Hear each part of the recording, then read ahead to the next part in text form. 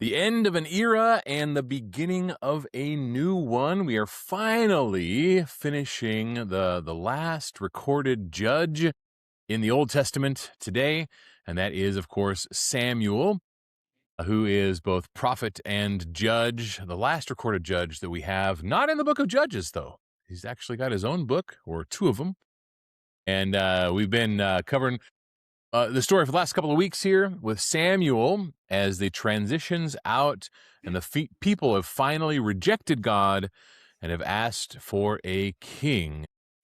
But before we jump right in and finish this story up with Samuel's farewell address, we find in chapter 12 of 1 Samuel. I want to say hello to Kevin. Happy summer? ? Yeah, sure. How are you doing, Adam? I'm good. I mean, it's no different for me, right? But yeah, Melissa is on summer break now, Yep. We are getting ready to hit the road this weekend and head to Florida for our month-long stay there. So yeah, I guess it's summer. I'll still be working, but summer vacation, sure. Well, this time next year will be the first time on an ongoing basis where I will have to be my own boss in terms of when I get up every morning, right? Because during the school year, it's been my habit to get up and make sure Noah gets up and make sure his lunch is made. Yeah, kids going to school. That's right. Yeah. And so he's going into his senior year. So I've got one more school year of mandatory early mornings. And as we're recording this, it is currently 11:49 p.m.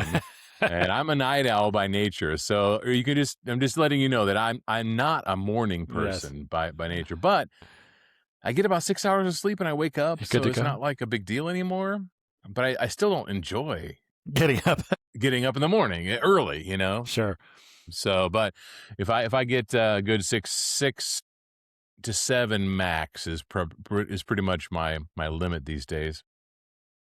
But so we're in the summer routine though, so it's kind of one of those things, maybe I'll just hit snooze one or two times, whatever. So, but looking forward to this.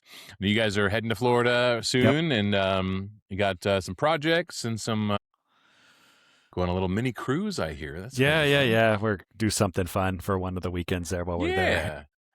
That's awesome. Well, Melissa told us about it, and we're like, "Oh, that sounds great." I just don't think we can pull it off on such short notice. Yeah. It was pretty short notice there for her to be like, "Hey, you guys want to go? It's 2 weeks from now."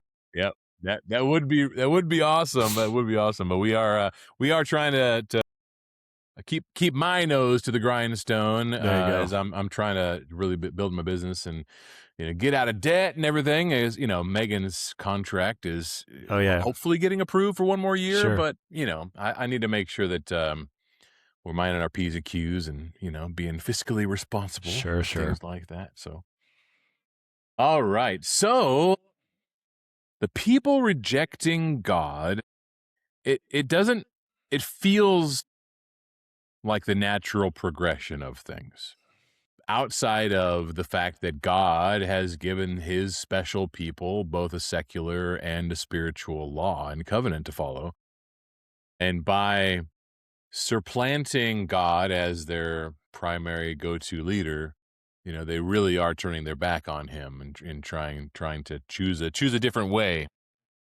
But it was an interesting turn of events because we've had this period of several hundred years post-conquest where people have just gotten into trouble, have gone away from God, in small doses here and there.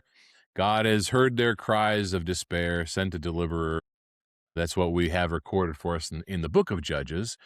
And yet, meanwhile, the whole society has continued to devolve, this moral degradation that we talked about so much in the book. And I think just because of it's the writing on the wall almost, it's inevitable. And it was prophesied that, hey, one day they're going to ask one day you'll ask for a king. You'll have a king above you. You won't do this. It's going to be this. That's the way it's going to be going, In the big scheme of things, we have the advantage of like knowing the history and being able to see the plan unfold. We know that it was always God's plan to have them serve their purpose even them being dispersed around the world because of their captivity served the ultimate purpose of being able to spread the gospel in the first century. Yeah. Big picture. They didn't know that, obviously. They didn't like or enjoy being drug off into captivity and assimilated into different societies all around the world. But that did end up serving God's purpose in being able to, the establishment of synagogues, for instance. That's how the gospel was preached in the first century. So it all ends well for us because we got the new covenant through Jesus and all that. But in this time period, we're dealing with the establishment of the first king. We're not actually going to be diving into all the details that we find here in chapter 10 and 11, 10 and 11, which is basically it's Samuel's interaction with Saul. We kind of talked about that a little bit, him meeting Saul and him anointing him.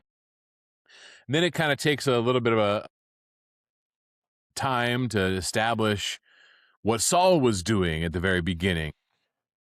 And he returned home after he was anointed by Samuel, and he has this weird conversation with his uncle.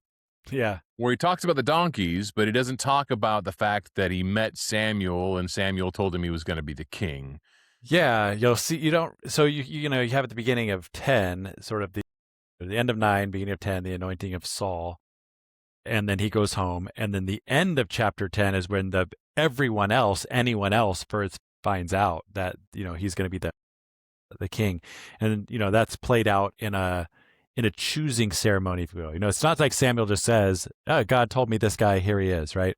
They kind of do this like drawing of lots things, and of course Samuel, when he draws out the lots, gets Saul because that's who God has already chosen and anointed, right. And that's sort of the public proclamation of him as king there. But for whatever reason, I don't know, Saul was unsure or shy or something. He's like hiding. Yeah, and hiding in the baggage. It's this sort of thing where you do see this progression of humility, apparently, to his hubris. Yep. That'll take him over once from power humility corrupts. to hubris. Maybe that'll be the thumbnail title. Yeah, and so you do get that sort of story there for him, and so that happens in 10, and then in 11 he goes out and he wins his first battle, and that's. When you look at it there, and we'll look at this one more in a minute. We look in chapter 12 at the farewell address. He'll defeat the king Nahash of the Ammonites to deliver the people. Right? Yay! It's very much a judgy sort of story. Right? This is who's oppressing them. He rises up and delivers them. Right? But now it's a king, not a judge. It almost reminded me of Samson-esque, right? Because it talks about the same kind of language that happened to Samson when Samson was, filled with the Spirit. Yeah. He had all, his this wrath and power. Yeah, the just Spirit of God rushed upon him. Yeah, exactly, right. What I also found interesting though is that, like, the Spirit of God also coming upon him and giving him the words of prophecy. Yeah. Right. And so Saul prophesied with the prophets, at least for a time, to kind of just proclaim him as somebody that God had chosen. I think that was the whole point. Yeah. And that will be later, right, when he does sort of have his downfall, is that the Spirit of God leaves him. Right. Yeah. And so this is showing that he did have it. Right. Yep. So they win this victory, right? They defeat the Ammonites, and then maybe we'll pick it up there at the end of 11, right? And this will kind of get us our topic for tonight. Sort of, remember, we're talking about the judges, we're talking about the Samuel story, not the Saul story here. And so this is kind of the end of the Samuel story, even though he will show up still after this. This is his, okay, I'm not the judge anymore. Now Saul is the king. And so the period of the judges comes to a close, even though Samuel still has a role to play. And so after this victory that happens in 11, in chapter 11, then chapter 11, starting verse 12, it says, "Then the people said to Samuel, 'Who is it that said, shall Saul reign over us? Bring the men that we may put them to death.' But Saul said, not because they had said, there were some people at the coronation, effectively, that were like, no, we don't want this guy, right, at the choosing. But Saul said, not a man shall be put to death this day, for today the Lord has worked salvation in Israel. And Samuel said to the people, come, let us go to Gilgal, and there renew the kingdom. So all the people went to Gilgal, and there they made Saul king before the Lord in Gilgal. There they sacrificed peace offerings before the Lord, and there Saul and all the men of Israel rejoiced greatly." Yep. And it's got to be here that then chapter 12 takes place, where Samuel will give his farewell address. And again, in the biblical writing style, it's a nice summary statement. Yes. This is what happened. This is the big event. Yep. Now let's back up a little bit and give you some more details, about that big event. On right? that thing happening. Yeah. Yeah. And so when Saul there's three things. Saul is anointed by Samuel. Mhm. Then there's this, everyone come out, we'll just see who God picks, kind of a setup where the lots are cast and the things, Saul is chosen as king. Some people don't like that pick, right? Who's this guy? We don't want him to rule over us. He's a Benjamite, whatever. But then he's victorious. And then everyone's happy. And of course, in their zeal, they're like, let's kill all the people that were against Saul, right? Look, he's God, so we should kill them. And Saul, again, at this point, doing a good job. No one will be put to death in my name today. Today, the Lord has brought a great victory. And then, let's go up and rejoice and renew the kingdom and have this coronation ceremony and offer sacrifices. Everything is grand, right? Yep. And there Samuel will give his address in chapter 12. Absolutely. And it's interesting because Samuel is addressing the people. Yeah. And it's almost like, I wouldn't say he's roasting himself, but it's like his last official act as the main leader, spokesperson for the people. He's been their judge. He's been their prophet. He's been the one that God has spoken through. And of course, we have the whole story of Samuel from birth. He was chosen, and he's been in the service of God his entire life. And so he's speaking to all of the people of Israel here, which they've all gathered together to anoint Saul, or to make sure that they all recognize him as the king. Yeah. And he says, listen, I've served you, the people, basically my whole life. And now, behold, the king walks before you. And I am old and I'm gray. It's time for me to transition out, right? And he talks about the fact that I've walked with you from my youth until this day. Here I am. And then he says, but I want to make sure that I'm going out with a clear conscience, basically, right? He says, testify against me before the Lord and before his anointed, whose ox have I taken? Or whose donkey have I taken? Or whom have I defrauded? Or whom have I oppressed? From whose hand have I taken a bribe to blind my eyes with it? Right? So he goes down this series of things that his sons were probably accused of, part of them. Sure, some of it, right? yeah. Some of those things his sons were accused of. Some of them, he can look back in history and know that people in his shoes have done those things. But he basically is saying it's rhetorical because he's not done any of those things. Yeah, and he backs it up. Just tell me and I'll restore it to you, right? Exactly. Here we are. This is your chance, everybody. Anyone got a claim, put it out there, right? I'll take care of it before I leave. And, the Lord is witness. Now, Kevin and I were talking a little offline. Anytime there's a preacher preaching a sermon to a Jewish audience, there's almost always going to be a history lesson. Yeah. And Samuel is no different. And so starting in verse 6, he talks about some of the important history. He talks about Moses and Aaron bringing up their fathers out of the land of Egypt. He goes through, all of the righteous deeds of the Lord, and then he talked about what happened in Egypt. And they sent Moses and Aaron, brought them out of Egypt, and they talked about some very specific things. He actually mentions Sisera. Right. Yeah, he lays out some very specific judges here and events and stories. Yeah. Yeah, but he really brings out some rather obscure references, but they're all applicable, Yeah, and he's laying out this idea, right, of Moses and Aaron were before you, brought you out of Egypt, because Jacob went down to Egypt and you were oppressed and you cried out, and God sent the deliverer Moses. And then you went up in here and you served idols and you found away from God. And so God, for example, Sisera and the Philistines and the Moabites, right? And then God sent you deliverers, right? Jerubbaal and Barak and Jephthah and Samuel, we have delivered you in this way, right? And so he's laying out this history of, look, every time you've gone away from God, God has oppressed you, you cried out, and then God sent a deliverer to you. This has always been his pattern, not even just in the time of the judges, right? It predates that. And then we're going to get this little weird filler information that we didn't sort of have before the full picture. In verse 12, right? There in verse 12, Yep. right? But when you saw Nahash, king of the Ammonites, came against you, you said to me, no, a king shall reign over us when the Lord your God was your king. And so if you remember back in when they first asked for a king, it looks the context around it is Samuel's old. He appoints his sons as judges. They pervert justice and they say, we don't want your sons, make a king for us, right? And then later we get a little more to that story and it'll say, no, we want a king over us to judge us and to go out to battle for us. And you're like, oh, okay, so it's not just about the judging, it's about going out to battle. And then when you get into 11 at the beginning, you see that he's fighting against Nahash and the Ammonites. And now here what you're finding out is, oh, wait a minute. It wasn't that Saul was anointed and then Nahash came up. They were already being oppressed by the Ammonites, and they said, you know what? We're tired of this cycle of we get oppressed, we cry out, God sends us a judge, because we think the judges are going to be your kids. So we're done with that.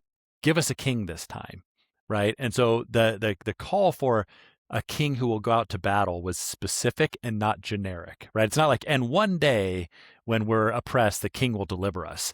They wanted a king to deliver them because they were being oppressed and they were tired of judges. And so he says, Nahash came up against you and you said, nope, give us a king this time.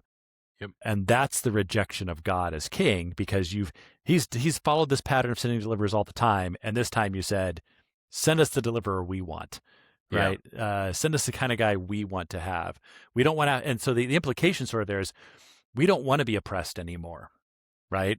If we have a king, we won't be oppressed anymore. We won't have to rely and call out to God when our oppressor comes, because we'll have a king to take care of us. Or the next time the oppression starts, we won't have to cry out to God. We'll cry out to the king and he'll take care of it. Right. And that's really sort of, I think, the rejection of God as their king is that we don't want to call out to him. We want to call out to the king instead. Right. Yeah. And it's interesting that you get down into like verse 14 and 15. It's a very reminiscent of the blessings and the cursings. Yep. Right. He says, listen, when God has established his covenant with his people, he said, if you obey me in all these things, I will bless you. Yeah, you and your king now. If you and your king both will do it, right, then you'll still be blessed. Yeah. And he's saying, okay, you've asked for a king. I've granted you this king. And so I'm incorporating the king into my covenant with you, basically. Mm-hmm. He says the king also needs to follow me. Yeah. And right? So if you fear the Lord and serve him and obey his voice and not rebel against the commandment of the Lord, and if both you and the king who reigns over you will follow the Lord your God, it will be well. Like, yeah, this can still work out for you, my people, despite the fact that you've rejected me and asked for a king where you didn't need one before. Right. Then he says in 15, but, there's always the but. Yeah. If you will not obey the voice of the Lord, but rebel against the commandment of the Lord, then the hand of the Lord will be against you and your king. And so you've got this very reminiscent reminder of how things are supposed to be. It's still going to be the blessings and the cursings. It's still going to be obedience, right? It's not just, well, we obey the king. Right. Whatever the king says, we obey. Right. No. You still follow the Lord is what's going to happen here. And he should be following me as well.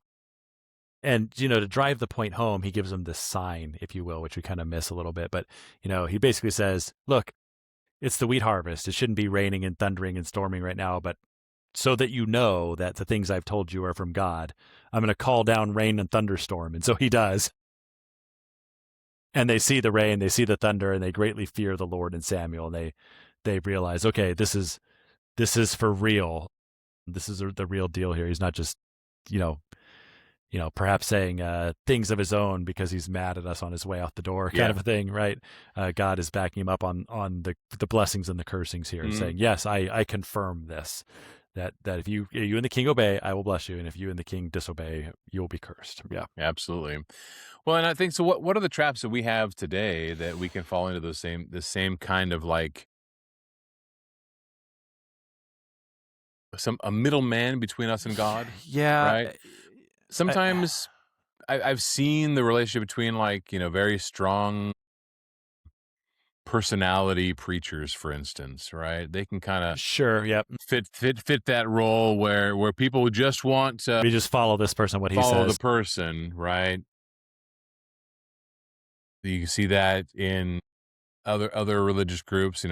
Catholics have their priests and their Sure. cardinals, and this order of leadership, basically, that the leadership takes responsibility for being the communicators with God. Sure. Yep. Right. And alleviates the responsibility from the lay folk, basically. Yeah, from the people. And that's really not how it's supposed to be. That's why God said, I didn't give you a king originally, because you have me and my priests, and I've already established a way, to be with you. Yeah, I think another one is, which has happened repeatedly throughout the history of, let's say, Christianity, is, what they wanted is they had God as their deliverer, they had God as their person to go to, and what they wanted also was political power.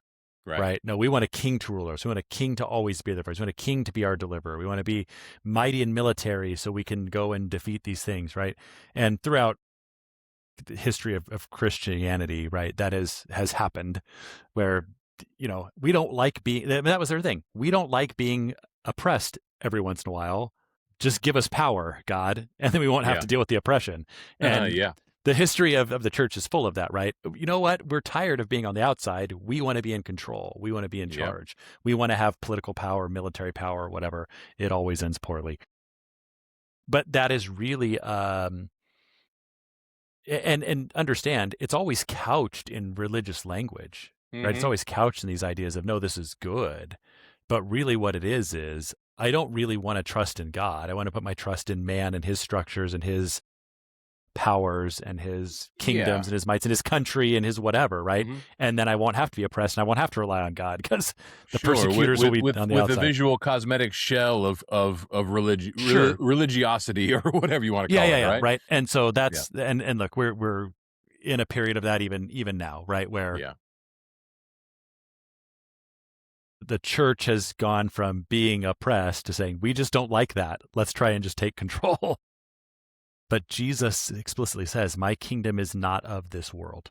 Yeah. Otherwise, my servants would fight. They would fight to deliver. But my kingdom is not of this world. It is not about political power. But this starts all the way back in Israel saying, we want a king. That's what they're saying. We don't want to be oppressed. We want to be the oppressors. Like, give us a king, right? And so they're mixing politics with their religion, and this is what happens, right? So, I think the applications are manifold, right? You can see lots of different ways this pops up this mind, and it's human, right? That's what it is. It's human. Well, and it's just part of what we all have to struggle with on a regular basis. It's like the temptations for lifting ourselves up and not putting God first. Yeah, in our own lives. So I'm going to trust in self. I'm going to build whatever. I'll build my bank account. I'll do whatever, and then I won't need God. I won't have to cry out to Him because I've got it covered, right? So they're all over the place. So, the result there, right, is, and so it does end on sort of a good-ish note. Yeah. Right? So in 19, they see the sign, right, the great thunderstorm, whatever. And so in 19 it says, and the people said to Samuel, pray for your servants to the Lord your God that we may not die, for we have added to all our sins this evil to ask for ourselves a king, right? So they recognize, based on what Samuel has said here, oh, yes, right? We're just adding to our list of sins as a people, our idolatry at the Sinai and our, refusal to go into the land and our, all the things we've now added to that list of sins, the asking for a king, but now we're stuck with it. So, hey, what shall we do, right? Pray for us, Samuel. And Samuel's response is great, right? Because again, I want you to think about his personal rejection that he's going through, right? Because God has said they haven't rejected you, they've rejected me, right? Yes, dude. But he's still like, I mean, you can even see it in his thing up front, right? Have I done anything wrong to anyone? Have I, Right. right? Like, Yeah. and they say, pray for us. And his answer in 20 is, and Samuel said to the people, do not be afraid. You have done all this evil, yet do not turn aside from following the Lord, but serve the Lord with all your heart. And do not turn aside after empty things that cannot profit or deliver, for their empty. For the Lord will not forsake his people for his great name's sake, because it has pleased the Lord to make you a people for himself. Moreover, as for me, far be it from me that I should sin against the Lord by ceasing to pray for you, and I Yeah. will instruct you in the good and right way. Right. And so his response is, I mean, on the personal side of it is, they said, pray for us. And he says, of course. Right. Far be it from me that I would stop praying for you as the people of God. Right. And he says to do that would be to sin against God himself, right? And so, yes, of course, I will continue to pray for you. And my prayer will be that you do not turn aside after evil, that you keep following God, that you don't chase after empty things that cannot profit, right?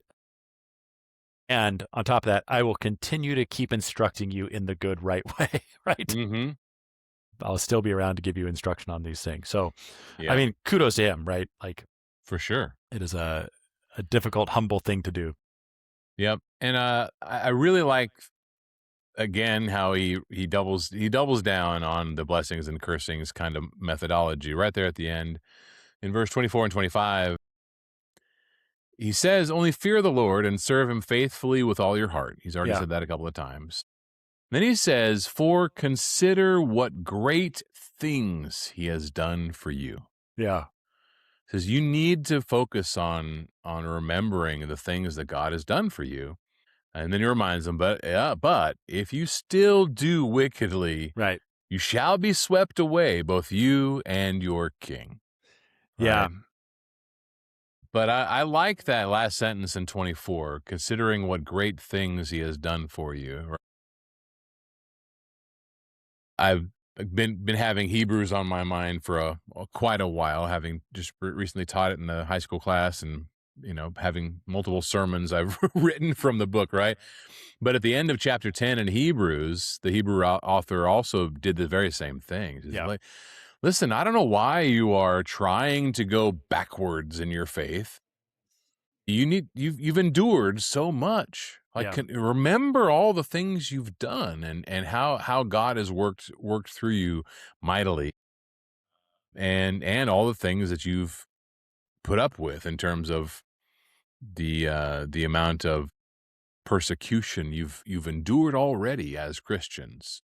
Why throw all that away? It's the same kind of mentality. Like, hey,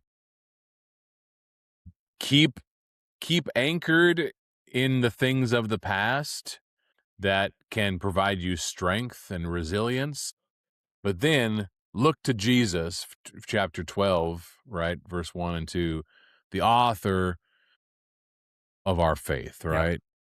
And so this whole sentiment is very, very, very common, but it's so practical for us that we can hold on to the great things that God has done, both that we know of from events in the Bible that we can read, but also, like, we need to take stock in all the great things that God has done literally for us Yeah. Yeah. in our Personally. own lives. And then, count your blessings, right? Name them one by Hey, one. one. That's just a really good to keep us grounded. Yeah.